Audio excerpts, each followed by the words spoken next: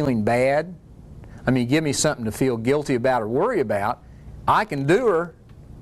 I mean, if there was a triathlon in the Olympics for fear, anger, and guilt, I could have literally been a gold medalist. And oftentimes, that's what comes in the door of counseling experiences. People that are real good at that. And what's interesting, people don't like to give up what they are good at. So when people come to your office and say, look, my life sucks, I want a better life experience, oftentimes they've got a lot of investment about not having a better life. When people complain to you about their relationships not working, they've got a lot of investment in their relationships not working. And so you add that to all these other issues that we're dealing with, and it kind of makes sense that it's real difficult to create loving, caring, nurturing relationships, because a lot of us couldn't stand one.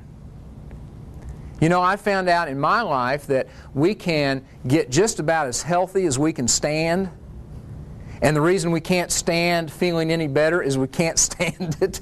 It's weird. It really is weird the way we're wired.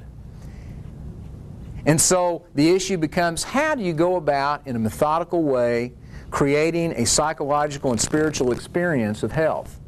And what I call that in my book is the 8 steps to emotional and spiritual healing. And here they are.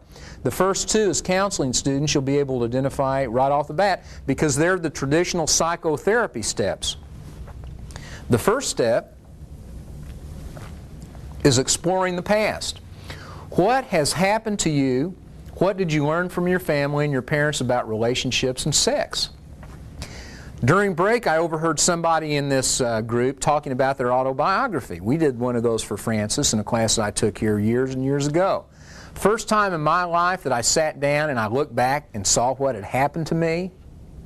No wonder I was a little weird. Some real weird stuff happened. You know?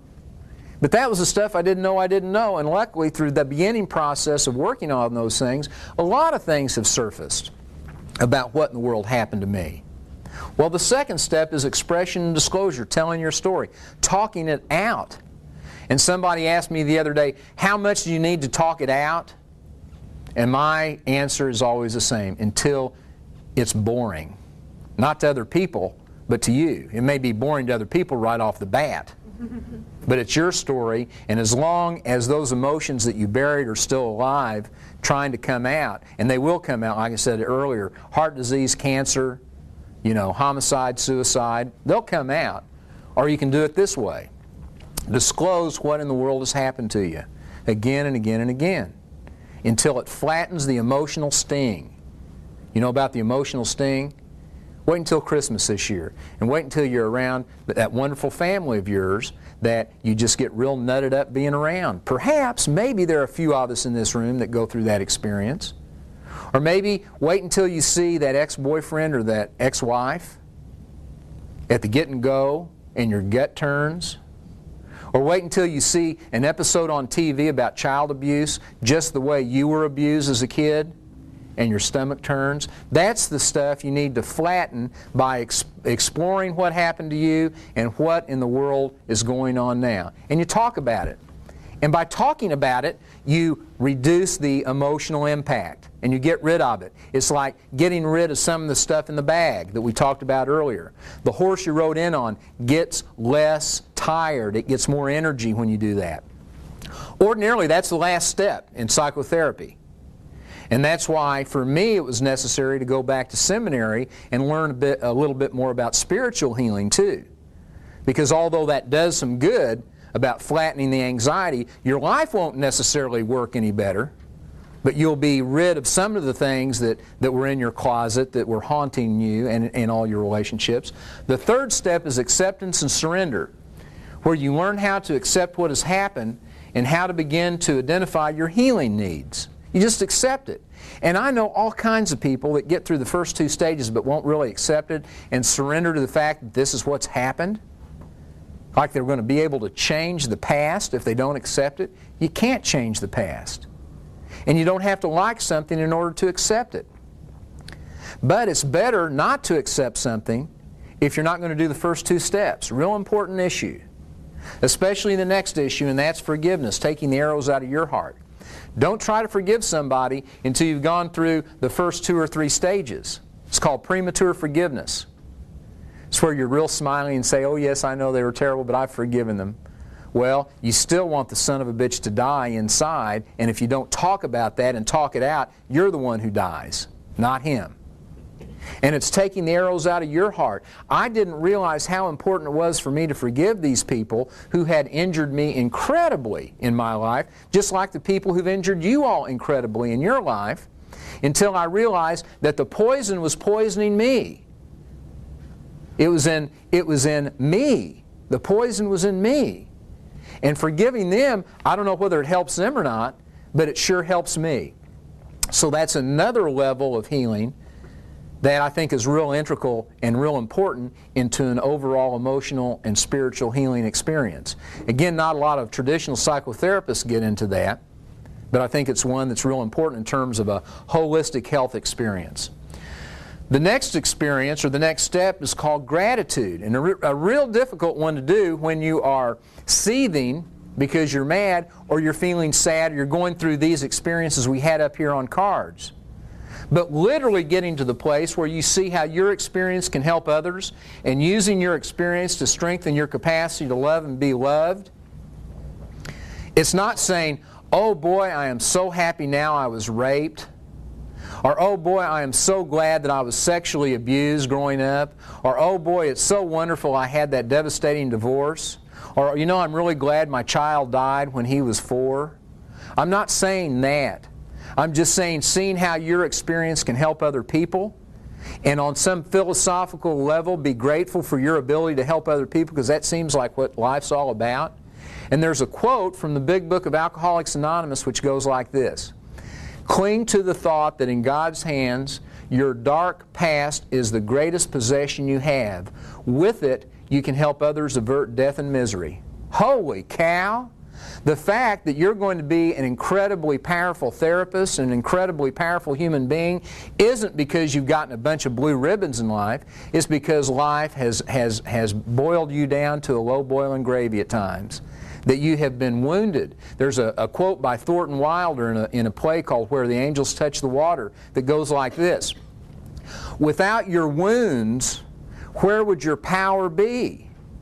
The angels themselves cannot help the frightened and bewildered children on earth, as can one human being broken on the wheels of life. And that's power. You don't have to celebrate the fact that life has been a bad deal from time to time, but you can celebrate the power you now have to reach out and help other people as a result of that experience. Real important point between bitterness and empowerment. You can practice and rehearse all the bullshit that has caused you injury all your life and get real good at it and rehearse your bitterness forever. It reminds me of the chapter I have in my book called Henry, That Son of a Bitch. True experience. A little lady about 70, 80 years old came to me to help her do a will. She wanted me to help her do an estate plan. Part of that estate plan was seeing that her grandchildren got this, and we were talking about what she wanted to do. And she was just a lovely lady, and we were talking about her family a little bit, and I enjoy visiting with people, and so I started asking her some questions about her family. And then all of a sudden, like in The Exorcist, you know, where the head spun around and the pea soup started coming out and the eyeballs started getting weird, her head didn't spin around. But what happened is this lady's demeanor and affect changed immediately. And she got real scrunched up, and she got this real bitter look on her face, and she started talking, and her voice changed, and she started talking about Henry, that son of a bitch.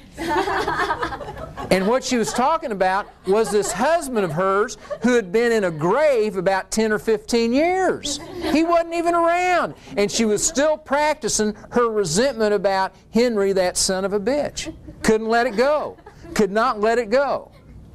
And I have no idea how much heartache and how much depression and how much sadness and how much resentment that lady perpetuated in her life by not getting to these stages. I mean, she was real clear why her life was painful still. It was Henry, the son of a bitch.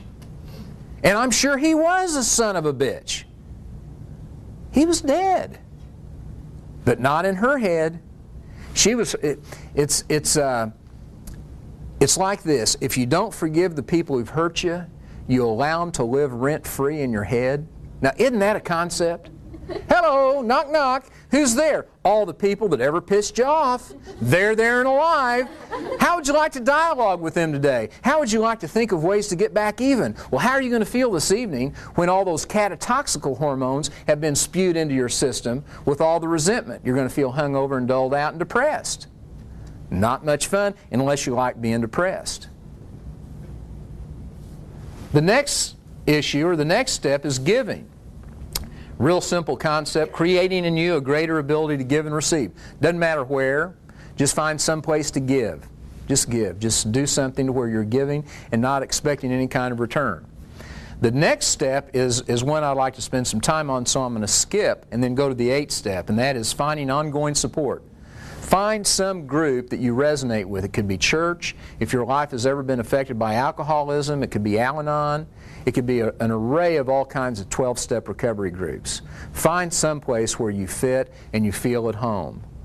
You know, quit going to the dry well and trying to get water. I talk to a lot of people who will be so discouraged and upset this Thanksgiving and Christmas when they go home and try to get the love they need from those people who are incapable of giving it to them. Maybe that's not your experience. Maybe it is. If it is your experience, then what I would recommend that you do is go to some place where there is water in the well. And the interesting thing is, we know we have the capacity to get all this support, but we keep on going back, demanding it from that dry well. Oh, I just wish my mother would just do this. I wish my dad would do this, you know. It's been my experience that the people who are in the position to least be able to help you are family members. Now, isn't that a paradox? I could go into systemology analysis right now and tell you why. Doesn't matter. They just can't do it. Why are you still looking there? You know, go not expecting anything, and I guarantee your experience will be a lot better than going there needy and not getting anything. So find ongoing support.